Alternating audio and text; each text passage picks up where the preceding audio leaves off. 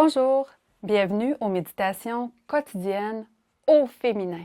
Aujourd'hui, une croix de gloire.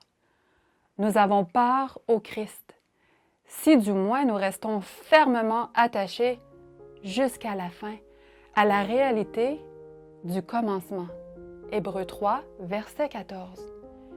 Il est merveilleux de participer à la vie du Christ, mais un tel privilège comporte des dangers. Oui, des dangers. Pourquoi? Si nous voyons en Christ le Dieu qui est tout, pouvoir, gloire, richesse, honneur et souveraineté, il pourrait s'éveiller en nous le désir qui naquit en Ève, celui d'être semblable à lui.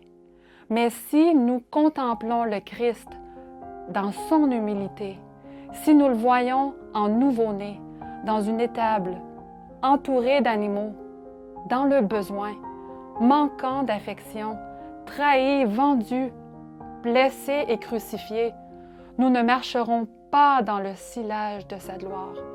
Il arrive bien souvent que nous croyons que de suivre le Christ comblera de bénéfices notre cheminement sur la terre.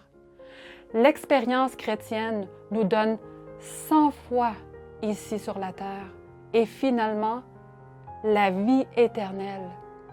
Mais ces mots, prenez mon joug sur vous, Matthieu 11, 28, sont aussi réels.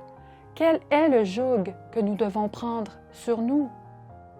Nous pensons parfois que notre joug est d'être affligé d'un défaut de caractère ou de supporter un mari de mauvaise humeur ou d'avoir une santé fragile. Le poète Pedro Rodriguez écrivit « La croix de fer », un poème qui raconte la légende d'un pauvre pèlerin qui avance chargé d'une croix pesante. Un jour, fatigué, il s'arrête pour demander à Dieu d'échanger cette croix pour une autre, plus légère. Son souhait est exaucé et il reçoit une croix de rose. En se chargeant de cette croix, l'homme se rend compte que les roses, oui, ont des épines, qu'il les gratigne sans pitié. Il demande à nouveau une autre croix. Il la reçoit. Cette fois, c'est une croix en or. Tout fier, il porte cette croix. Mais soudain, il est attaqué par des voleurs qui l'abandonnent à moitié mort.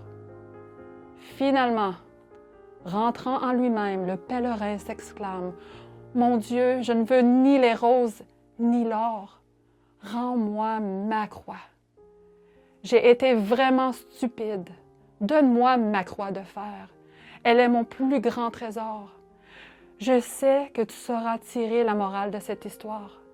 Notre vie sur cette terre est précieuse aux yeux de Dieu.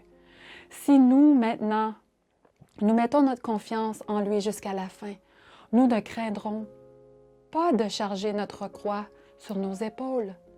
Être chrétienne sera parfois, oui, une croix bien pesante pour toi et pour moi, mais elle sera ton plus grand trésor. Bonne journée dans le Seigneur et à demain.